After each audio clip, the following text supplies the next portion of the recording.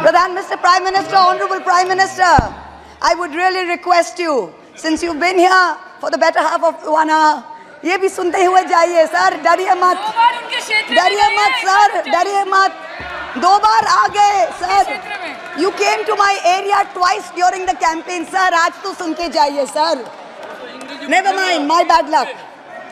Honorable Speaker sir, Rahul, sir, Honorable Speaker sir, my esteemed colleagues in this newly constituted 18th Lok Sabha, I stand here on behalf of my party, the All India Trinamool Congress. कोई बात नहीं, वो मेरे LOP है, वो already मुझे सुन चुके हैं, वो मेरे LOP है. Honorable Speaker sir, my esteemed colleagues, in this 18th Lok Sabha, I stand here on behalf of my party, the All India Trinamool Congress, to speak on the Honorable President's address. The last time I stood here, sir, I was not allowed to speak. I was not allowed to speak. आप लोगों ने अरे let me finish. Dimple, let me finish. House Guys, order में ignore. please. Let me finish. हाँ, जिसको जाना है, please जाइए, no problem. The last time I stood here, I was not allowed to speak. But the ruling party has paid a very heavy price for throttling the voice of one MP. मुझे बैठाने का चक्कर में जनता ने आपके 63 सदस्यों 63 जन को परमानेंटली बैठा दिया. You have gone down from 303 to 240. In my maiden speech in the Lok Sabha in June 2019, I spoke on the 7 signs of fascism that were taking over this country. 5 years to the date, on June 27, 2024, this House saw the unprecedented scene of the marshals welcoming the President of India, the Honorable President, with a Sengol in their hand. The Sengol is a symbol of the supreme authority of a monarch. It has no place in the temple of a constitutional democracy. But Honorable Speaker, sir, it is understandable why this happened. Because the BJP has still not understood that their 303 brute majority, their Rajtantra, has been reduced to a 240-seat minority by the Loktantra. They are still living in the world of the Sengol. This sudden changed reality, this new reality, is yet to sink in for the treasury benches and especially for the speechwriters of the Honorable President's address. The speech that the Honorable President read out, she said, the people of India have elected a stable government with a clear majority. Please do not embarrass the office of the President by using poorly edited cut and paste versions of old speeches. This is not a stable government. It depends on multiple allies with a history of U-turns. It has not got a simple majority. The BJP is 32 short of 272. It is going to be a very hard landing for the treasury benches, as was obvious today. This time, there are 234 warriors this time, firmly united, and we have walked through fire to walk through these doors, so you will not be able to shut us up this time the way you did last time. There are numerous statements in the Honorable President's address that defy even a tenuous link to truth and to reality. Like in my 2019 maiden speech when I spoke in 7 signs, today I have picked out 6 themes from the Honorable President's address, and I will analyze how each of them is an exercise in fallacy and exercise in untruth. The address covers many issues, but I have chosen 6 themes. The first theme, the Northeast. The Honorable President's address says that the government has increased allocation for the Northeast by 4 times, has worked for increased and lasting peace in the area.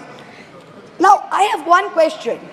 Why is the word Manipur nowhere in the speech? Why do we refer to the generic Northeast? During the Lok Sabha campaign, the BJP, the ruling party, the Honorable Prime Minister mentioned many words beginning with the letter M. Musalman, Mullah, Madrasa, Mughal, Mutton, Machli, Mujra, Mangal Sutra, But not once did they mention Manipur. We don't need to act east. The government says we want to act east. We don't need you to act east. Look east, walk east, and most important, embrace east. I stand here for my brothers and sisters of Manipur, and I quote the revolutionary poet Pablo Neruda. One morning the bonfires leapt out of the earth. One morning the bonfires leapt out of the earth, devouring human beings. And from then on, the fire. From then on, blood. Come, see the blood on the streets. Come, see the blood in the streets. Please go to Manipur, see the blood in the streets. The second theme in the President's address, women empowerment. The speech says, women in our country had been demanding greater representation in the Lok Sabha and Vidhan Sabhas, and today they stand empowered by the Women's Reservation Act. This is a complete untruth. Firstly, you conveniently delayed reservation for women in parliament because you actually fear women. Yes. You fear Nari Shakti. Yes. You want their support, but you certainly don't want us here. The 17th Lok Sabha had 78 women, 14.3%. The 18th Lok Sabha, this Lok Sabha has only 74 women. Yes. 4 women less than last time, only 13.6%. The ruling party, the BJP, had called a special session to bring in the Women's Reservation Bill. They have got a shameful 30 women MPs out of 240, only 12.5%. It is only Mamata Banerjee's Trinamool Congress that in 2019 had 37%, and even this time has got 38%. The President's address talks of a comprehensive campaign by the government to enrich and make 3 crore women Lakhpati Didis. All that we have seen so far is a far more comprehensive campaign to make 1 Arabpati Dada. I'm sure I don't need to take his name in this house. I'm sure we all know who we are talking about. The third theme, Kashmir. The address mentions that after decades of shutdowns and strikes, the Kashmir Valley has voted in an atmosphere of stability and security. But if abrogating Section 370 was such a good idea, why did the ruling party, the BJP, not even dare to put up candidates in the 3 valley seats of Anantnag, Baramulla and Srinagar? If 370 was such a big deal and you were going to campaign on the basis of 370, you did not even dare to fight the seats. The Kashmir Valley has voted in MPs who were against your 2019 decision. You downgraded Ladakh into a union territory. You told them it was a temporary move. Today, 5 years later, the Ladakhis are still waiting. They have not got back their statehood. You have not given them a legislature. You have not included them in the 6th schedule. You have not given their demand of 2 separate seats of Leh and Kargil. As a result, in the current Lok Sabha, the Ladakhis have relegated you to 3rd position in the Lok Sabha. You lost it. The 4th theme in the Honorable President's address, the Election Commission of India. The speech expresses gratitude to the ECI for conducting the largest election in the world. With all humility, with no intent to denigrate the office of what used to be the august constitutional body of this land, let us as members of this opposition put on record that we won in spite of the EC, not because of it. The commissioners chosen by a government-dominated panel in willful disobedience of the Supreme Court turned a deaf ear to the most egregious violations of the Model Code of Conduct by the ruling party, by the Honorable Prime Minister with his hate-filled speeches and his divisive religion-based rhetoric. This country has been ashamed and disgusted by the language used against minorities during this campaign. This election will go down in history where an eager and compliant election commission turned a blind eye and a deaf ear against the excesses of the ruling party when the MCC was in effect. Opposition leaders were arrested, party accounts were frozen, ED and CBI even came into our election offices with impunity. Ultimately, the voters took charge and they said, "Bahut ho gaya. Enough is enough." The 5th theme, and here I have to commend the speechwriter's very dark, almost macabre sense of humor. The Indian Railways, aviation and infrastructure. The address says that work on the Ahmedabad-Mumbai bullet train is going on at a fast pace, and Indian Railways is doing feasibility studies for bullet train corridors in the north, in the south, in the east of India. Now I'm going to ask the government a question. Why are you, Honorable Chairperson? Is this a cruel joke? You are sanctioning 1,08,000 crores, 1,08,000 crores for one single Mumbai-Ahmedabad bullet train. A basic high-speed rail network costs 200 crores per kilometer. The Indian Railways is touting the Kavach anti-collision system. It's an automatic train protection system as the cheapest in the world, says 50 lakhs per kilometer is the cost. The total rail tracks in India is roughly about 126,000 kilometers. So the cost of covering all of India with Kavach is going to be 63,000 crores. All of India's Kavach costs 63,000 and one single Ahmedabad-Mumbai bullet train costs 1,08,000. Please look at the numbers. Last June in Balasore, 3 trains collided, 296 people died. The ministry said Kavach was not operational on that route. Last week, Kanchenjunga Express collided with a goods train in New Jalpaiguri. 10 people died. Again, the ministry said Kavach is not operational on the route. The Economic Times had a survey which said at the current level of funding, it will take 50 years for all of India to be covered under Kavach. And you're telling us about bullet trains. And please don't start shouting about what it was during Nehru's time. We don't know and we don't care. False equivalences cannot take the place of real body bags. The address mentions about how India is apparently the 3rd largest domestic aviation hub of the world. In truth, India's airports have become domestic hazard hubs. First in Jabalpur, then in Delhi, then in Rajkot. Newly constructed airports have canopies falling down, killing people. The newly constructed Rampat in Ayodhya has had 3 cave-ins in the last week. The Pragati Maidan tunnel is flooded. The Atal Setu has developed cracks. The Ram temple's roof is leaking. This is exactly what happens when infrastructure is poorly planned and rushed in order for photo opportunities by the Supreme Leader. The sixth theme, competitive cooperative federalism. Honorable Chairperson, sir, the last decade saw the most brutal government-sponsored throttling of cooperative federalism that this country has ever seen. I speak for my own state of West Bengal. The centre has withheld 7,000 crores in Manrega funds. 17 lakh households have been deprived for work already done. It has held back 8,200 crores under the rural housing scheme, over 11 lakh houses sanctioned but not paid. Another 1,000 crores has been held back in pension and PMGSY. A total of 16,000 crores. When we went to meet the Rural Development Minister, we were dragged out by the Delhi police and bundled into prison vans. Last week, as a delegation, we went to meet with Atishi of the AAP, who was on hunger strike. Look at what is happening in the AAP government in Delhi today. The Aam Aadmi is in power in Delhi. There was a 1994 water sharing agreement which mandated Haryana to release 613 million gallons of water per day to Delhi.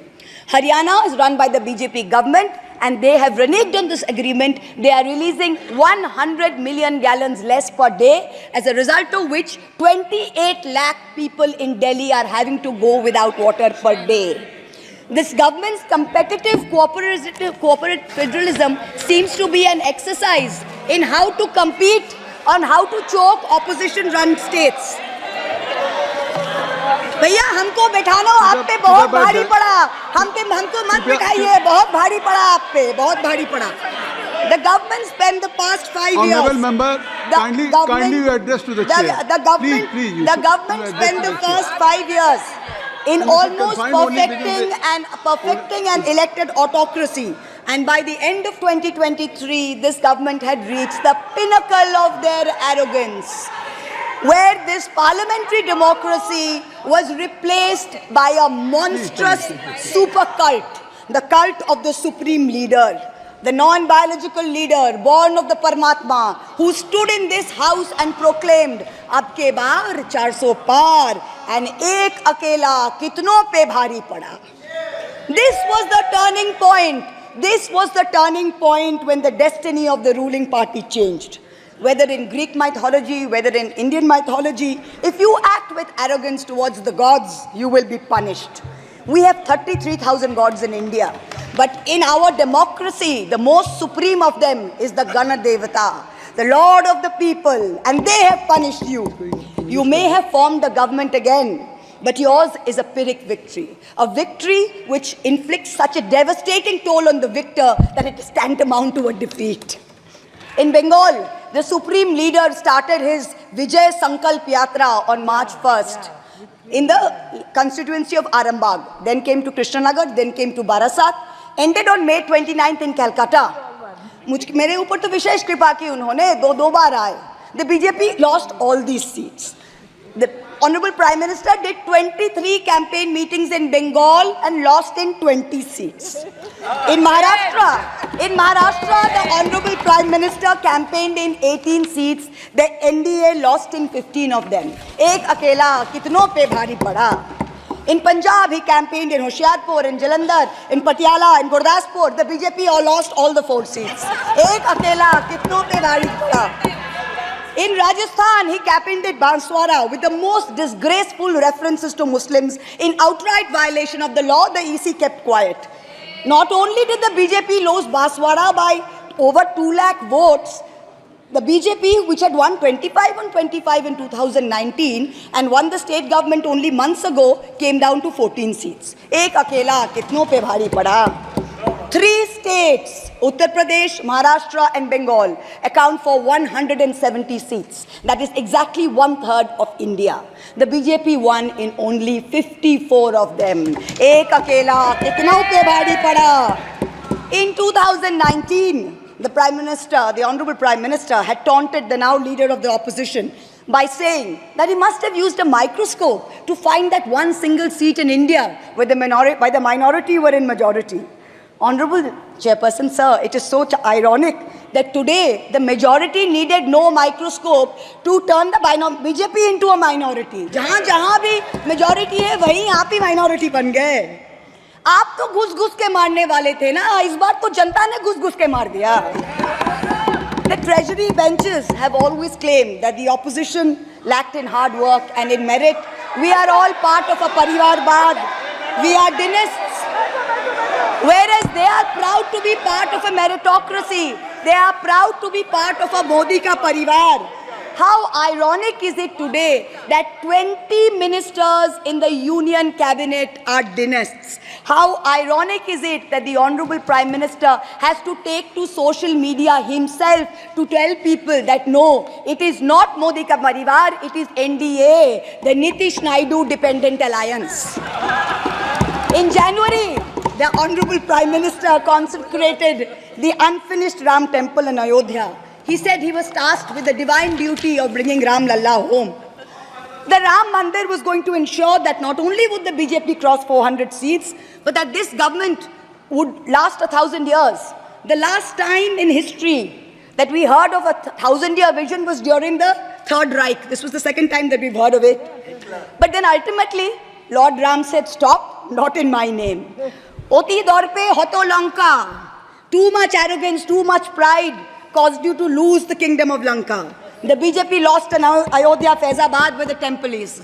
It lost in Banda Chitrakoot, where Lord Ram meditated. It lost in Shravasti, where the son of the Honorable Prime Minister's ex-secretary said, my father has built the temple, campaigned in his name, you lost there. All the seats around Ayodhya, Basti, Sultanpur, Ambedkar Nagar, the BJP lost. ये तुम लोगों के नाम जपों में पहले सा आराम नहीं. ये तुम लोगों के नाम जपों में पहले सा आराम नहीं. जबरदस्ती के जय श्री राम में सब कुछ है, पर राम नहीं. जबरदस्ती के जय श्री राम में सब कुछ है, पर राम नहीं. Today in India, there are 2 types of leaders. Those of us who come via the voting machine, and then there are many who come via the washing machine. There are still people who say, wait, you don't know Modi ji. Wait 6 months and see. The BJP will get 300 members. To them I say, no, this will not happen this time. Because every potential turncoat will have to choose between temporary greed of fear and between permanently becoming politically irrelevant. So you can offer you can accept a temporary offer of a ministry, you can accept a temporary settlement of an existing trumped-up CBI or ED case, and you can switch parties. But when you go back to the electorate will punish you. Most turncoats have been punished by the electorate. Also this time, India has very large, solid block components. The Congress has 100 seats. SP has 37 seats. Trinamool has 29 seats. DMK has 22 seats. NCP and UPTA have 17 seats. So this is not a ragtag bunch of members that you can lure away. This is a solid block. So yes, it's a question of time. But the question is not whether they will get 300. The question is when people will join us and we will cross 272.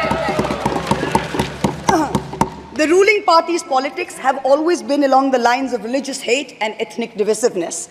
But even at the height of their power, when they got 303 seats, 1 out of 2 Hindus had not voted for the BJP. This time, even in their core Hindi heartland, their core voters have deserted them. The Muslims in India, over 250 of them, called infiltrators, called terrorists in the land of their birth, waited silently, patiently, and bided their time. And in one voice during this election, in every state, they stood up and they told the government, and I quote the poet Puneet Sharma, "Hindustan se mera seedha rishta hai. Tum kaun ho be? Tum kaun ho be? Kyun batlau tumko? Kitna gehra hai?" The Dalits, whom the BJP paid lip service to for so many years, realized that even the talk of 400 seats meant that Baba Sahib Ambedkar's constitution was in danger, and they deserted the party. The Marathas, whom the BJP coalition had tried so desperately to woo, realized that their promises were worth nothing. The BJP and its allies lost 7 out of 8 seats in Marathwad. The Jats, the careers of their youth at risk with this ill-conceived Agniveer scheme, their farming livelihoods threatened, their female wrestlers manhandled. They vented their ire at the ballot box. Ultimately, it was the BJP's policies of exclusion, not inclusion. You wanted to exclude everybody, and that was your undoing. You didn't need Muslims. You trampled on Dalits. You ignored farmers. You ignored Jats. You marginalized Kashmiris. Well, they consolidated their voice during this election pan-India, and today they don't need you. That's the message they've given you during this election. ये देश ही अपना हासिल है जहां राम प्रसाद भी बिस्मिल है. मिट्टी को कैसे बांटोगे? सबका ही खून तो शामिल है. That's what they said. You can't divide us. You can't do it anymore. This new India, this new frame of reference is going to be very hard for a lot of interest groups. Perhaps the first casualty is the legacy media. The Godi media was its own worst victim. The brown-nosing TV anchors and online trolls lied, spread fake information, amplified the government's propaganda. So-called psephologists who actually had printing contracts from the government of India were on TV 24/7 acting like the election was a done deal. There was no need for voting. The BJP had already won. Media moguls organized conclaves where they prostrated themselves before the Vishwa Guru. Anchors used staged interviews and set up scripts. In short, the media had lost all credibility. So when you asked the people during surveys which way they voted, they didn't trust you and they didn't tell you the truth, which is why you got it wrong. Ram Kamal Jha, the editor of the Indian Express, remarked that some media owners were so comfortable on their knees that it hurts to stand up. To them we say, please stay where you are. There is a new generation of journalists in India today with spine, with integrity and with courage. A media you have done your best to silence with fake cases and attempts and censorship, but they have survived and they will thrive in the digital space. I will also touch upon another pillar in our democracy, the judiciary. 2 days ago, the Honorable Chief Justice of India, while on a visit to Calcutta, remarked that judges were not deities. They are here to dispense justice with compassion. Just as one can't be partly pregnant, you are either are or you're not, justice and democracy too must be absolute. They cannot partly be in effect. The retirement age for High Court justices is 62, and the retirement age for Supreme Court judges is 65. Now, this has unfortunately contributed to High Court judges kowtowing to the Supreme Court Collegium and to the government for a last-minute elevation to be able to serve for 3 more years and then qualify for further sinecures such as the head of the Lokpal, the head of the National Human Rights Commission, chairman of various tribunals. It has come to such a state that opposition leaders framed in politically motivated cases are denied in bail and denied justice simply because judges are even scared to touch their case for fear of offending the government. Today I say, the poorest people in India who have perhaps the most to lose from offending the government in power, they have shown spine and risen to the occasion. Your lords and ladyships, heed thy inner voice, have a spine, rise to the occasion. 7 months ago, on the 8th of December, this house was transformed into a Kuru Sabha, presided over by a blind Dhritarashtra, where Dushrasan Darbaris made every attempt to disrobe Draupadi. The Ethics Committee that voted to recommend my expulsion on the 9th of November, it voted 6-4, had 10 members and 1 chairperson. Of the 5 Lok Sabha members from the BJP, 4 have not returned to the House. The chairperson, a BJP member, has also not returned. The Congress turncoat from Punjab who voted against has also not returned. The BJP lady MP from Maharashtra who started the debate in the House on behalf of the BJP has also lost.